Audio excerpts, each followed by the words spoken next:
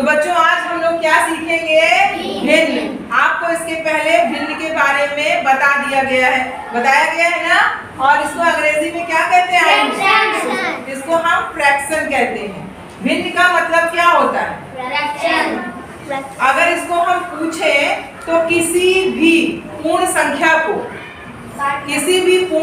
के किसी भाग को जब हम दर्शाते हैं, जैसे यहाँ आपको क्या दिख रहा है? एक सेब दिख रहा है और सेब क्या है? पूरा है। और यहाँ एक गिनती लिखी हुई है, क्या? एक सेब एक है, ये भी पूरा है और ये भी पूरा है। जब इसको या इसको, ये दोनों पूरा है, ये एक चीज है, एक वस्तु है, क्या है? सेब है। जब इसको हम टुकड़ों में दर्शाते हैं, चाहे केक ले लो या कोई भी चीज ले लो, जब हम उसको बांटते हैं तो जो उसका टुकड़ा हमको दिखाई पड़ता है उसी को हम क्या कहते हैं? भिन्न कहते हैं। उसी संख्या को हम क्या कहते हैं? भिन्न कहते हैं। जैसे मान लो इस सेब को हमने कितने टुकड़ों में बांट दिया? दो टुकड़े में बांट दिया। अब इसको हम कैसे लिखेंगे?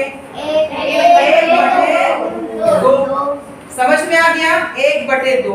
अब एक चीज आपको आया, आप बताइए कि अंश किसको कहते हैं और हर किसको कहते हैं? अंश ऊपर वाला और हर नीचे वाला। अगर आपको नहीं याद हो रहा है तो ऊपर हम क्या कर देंगे? मम्मी, और नीचे बच्चे। अब हम क्या करेंगे? क्या याद करेंगे? मम्मी बटे बच्चे। इसलिए कैसे, क्यों याद होगा ये अगर हम भूल जाते हैं कि ये अंश है, अब मम्मी क्या है? अंश, और बच्चे क्या है? हर। और हमें बीच में किसका निशान दिख रहा है? बटे का। बटे का मतलब क्या है? बांटना। जैसे आपका घर होता है, 2 लोग हैं, अगर घर हमारा बट जाता है, बीच में एक दीवार पड़ जाती है, वो क्या है हमारा? उसी को हम बटे का निशान कहते हैं। इतना बंटवारा हो गया। अब यहाँ ये सेब है, पूर्ण वस्तु है, इसको हमने 2 पार्ट में, 2 टुकड़ों में बांट दिया। और जब इसको लिखेंगे भिन्न के रूप में तो 1/, क्या लिखेंगे? 1/2 हमने इसको लिख दिया। बार बार क्या होता है कि आप अंश और हर भूल जाते हो। कभी कभी क्या होता है, अंश को हर और हर को अंश समझ लेते हो। उसके लिए क्या करना है? बहुत आसान तरीका, ऊपर मम्मी कर लो, नीचे मम्मी। ऊपर से क्या कहती है? हर। अगर कुछ बदमाशी करते हो तो मम्मी डांटती है। तो याद हो गया ना कि अंश बटे हर। अब अगर पूछेगा कोई तो दिमाग में क्या आएगा? दिमाग में हमारे आएगा कि लो भाई, ऊपर हमारी मम्मी है और नीचे कौन है? और नीचे भाई देखो, ये देखो हम। अब याद हो गया ना? मम्मी गंदी सी बनी है। अब याद हो गया ना, ये मम्मी बैठी है और ये हमारे बच्चे बैठे हैं और मम्मी ऊपर से डांट रही है, तो अंश बटे हर। ये चीज, जैसे मान लीजिए कि ये आपकी रोटी है, क्या है ये? रोटी। इसको हमने कितने टुकड़ों में बांटा?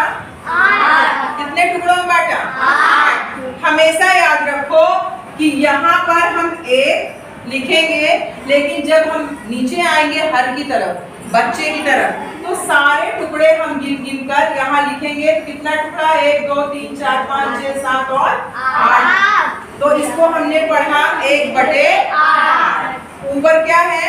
मम्मी, और नीचे क्या है? बच्चे। मम्मी बटे बच्चे, यानी अंश बटे हर। अंश बटे हर। अब याद हो गया ना? कोई भी ऐसी संख्या लिखकर पूछा जाए कि इसमें अंश क्या है और हर क्या है, तो अब नहीं भूलोगे ना? याद क्या करना है? मम्मी बटे बच्चे। याद हो गया? अरे मम्मी तो अंश है, ऊपर रहती है, और बच्चे कहाँ हैं? नीचे हैं। मम्मी ऊपर से डांटती है, गलत काम मत करो। तो ये आपको याद हो गया। अब कोई भी ऐसा टुकड़ा बेटा, आपको कोई भी वस्तु आपको अगर इस प्रकार से दिखाई पड़े और आपको बोला जाए कि इसको अंश और हर में लिखना है, तो हमेशा मानिए अगर इसका सफेद हिस्सा हमें पूछना है तो 1 2 3 4 5 कितना आया? 5। लेकिन दिमाग आपको क्या लगाना है कि जितने भी टुकड़े हैं पूरे गिनकर ही यहाँ लिखे जाएंगे। ऐसा वो हमेशा हर में गिन के लिखे जाएंगे। तो जानेंगे कि भिन्न कितने प्रकार के होते हैं। भिन्न कितने प्रकार के होते हैं? 3 प्रकार के। पहला, दूसरा, तीसरा।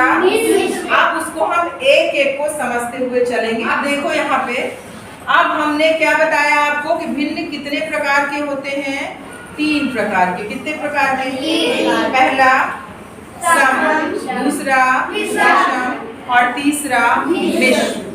अब इसको आप कैसे समझोगे और कैसे जानोगे कि ये सम भिन्न है?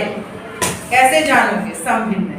तो इसको समझने के लिए बेटा एक उदाहरण के रूप में हम बहुत अच्छे तरीके से सीखेंगे कि ऐसी भिन्न जिसका अंश यानी जिसकी मम्मी, जिसका अंश यानी जिसकी मम्मी बच्चे से छोटी, यानी जिसका अंश छोटा और हर बड़ा, जिसकी मम्मी और बच्चे बड़े, उसको कौन सा भिन्न कहते हैं? सम भिन्न कहते हैं। और जब आपको अंश और हर बताया जाए तो क्या समझना है कि ये मम्मी है और ये बच्चे हैं। आप सम भिन्न समझ में आ गया। यहाँ उदाहरण देखिए, इसमें कौन छोटा कौन बड़ा है?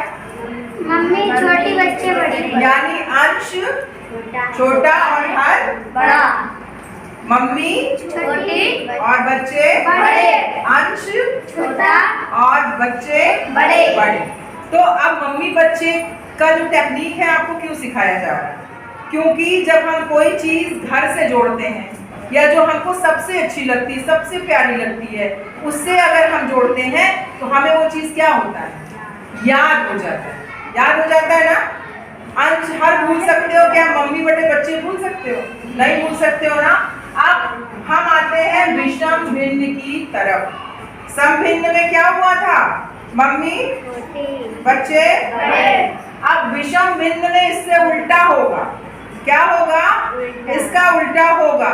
ऐसी भिन्न जिसका अंश यानी जिसकी मम्मी बड़ी हो और जिसका हर यानी बच्चे छोटे हों, उसको क्या कहते हैं? विषम भिन्न। आप समझ में आएगा ना। जैसे आपको बहुत सारे भिन्न दे दिए गए और क्या बोला जाता है कि सम भिन्न को अलग करो और विषम भिन्न को अलग करो। जब आपको अंतर ही नहीं पता होगा तो क्या आप अलग कर पाओगे? आप कर लोगे ना। सम को भी अलग कर लोगे और विषम को भी अलग कर लोगे। याद क्या रखना है? अब हमें कैसे हम पता लगा लेंगे कि जैसे हमने कोई ऐसी भिन्न देखी, समझ रहे हो? हम इसको कैसे पता लगाएंगे कि ये सम भिन्न है?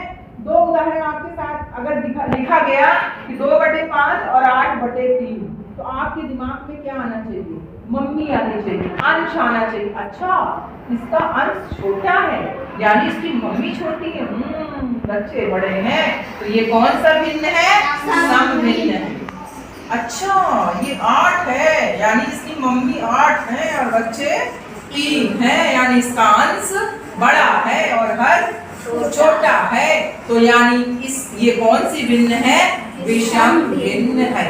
अब आपको सम और विषम अच्छे से समझ में आ गया। अब हम बात करेंगे मिश्र यानी मिला जुला, मिश्र भिन्न। अब इसमें क्या मिल गया? अभी कौन मिसिंग था इसमें?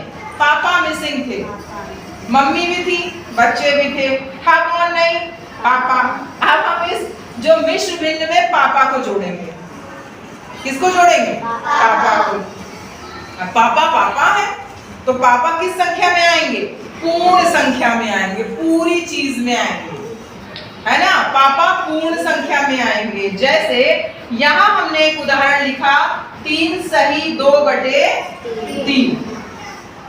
अब ये बनती कैसे है? पहले इसको ध्यान रखो। मिश्र भिन्न ऐसी भिन्न होती है। कैसी भिन्न होती है? मिश्र भिन्न ऐसी भिन्न होती है जो पूर्ण संख्या के बाद सम भिन्न के साथ मिलकर बनती है। एक पूर्ण संख्या यानी 3 और सम भिन्न के साथ जिसकी मम्मी छोटी और बच्चे बड़े हों। मिश्र भिन्न में याद क्या रखना है आपको कि सम भिन्न मिल जाती है तब मिश्र भिन्न पूर्ण संख्या के साथ बनती है। यानी पापा शामिल होंगे तो पापा के साथ कौन शामिल होगा? छोटी मम्मी और बड़े बच्चे, यानी सम भिन्न। पूर्ण संख्या के साथ कौन सी भिन्न मिलेगी? सम। तो कौन सी भिन्न बनेगी? मिश्र भिन्न बनेगी। तो अगर अब आपको ढूंढने कोई कहे तो सम और विषम तो वैसे भी समझ में आ जाएगा। मिश्र भिन्न भी आप पकड़ लोगे, क्यों? क्योंकि इसको हम इस तरीके से याद करेंगे। तो पापा सही मम्मी बटे बच्चे। अब समझ में आ रहा है कि पापा को हम सही के रूप में रखेंगे। आप देखो ये क्या है? तीन। तीन कौन है? पापा। ये क्या है? दो। दो कौन है? मम्मी। और तीन कौन है? बच्चे। बच्चे। इसमें मम्मी बड़ी है कि छोटी? तो आपको समझ में आ गया कि जो ये मिश्र भिन्न है वो एक पूर्ण संख्या, यानी जैसे यहाँ 3 लिखा गया है, और सम भिन्न के साथ, यानी जिसका अंश छोटा, यानी मम्मी छोटी और बच्चे बड़े। तो इस तरह से हमने क्या देखा, क्या सीखा? भिन्न किसी भी चीज, किसी भी वस्तु, किसी पूर्ण संख्या को जब हम टुकड़ों में बांट देते हैं तो उसी को हम क्या कहते हैं? भिन्न कहते हैं। जैसे मान लो आपका बर्थडे होता है, आप एक केक खरीद के लाते हो और उसको 10 टुकड़ों में बांट देते हो। इसको हम क्या लिखेंगे? 1/10 लिखेंगे, ठीक है। और उसके बाद हमने आपको वो भी बताया कि जितने टुकड़े होते हैं वो हमेशा हर में लिखे जाते हैं, समझ रहे हो? और उसका एक पार्ट, जैसे मान लीजिए कि एक और समझ लीजिए कि मान लीजिए कि आप यहाँ पर एक रोटी ले आते हैं, उसको कई टुकड़ों में बांट देते हैं, 4 टुकड़ों में बांट देते हैं। तो आप इसको क्या लिखते हैं? 1/4। क्या लिखते हैं? 1/4। और यानी इसका एक टुकड़ा निकल गया, यानी एक टुकड़ा हमने किसी को दे दिया। तो ये कितना बचा? 3/4। हमारे पास बचा कितना? 3/4 पार्ट हमारे पास बच गए। जैसे हमने सेब काटा 4 टुकड़ों में, एक खा गए, खुद ही खा गए, समझ गए?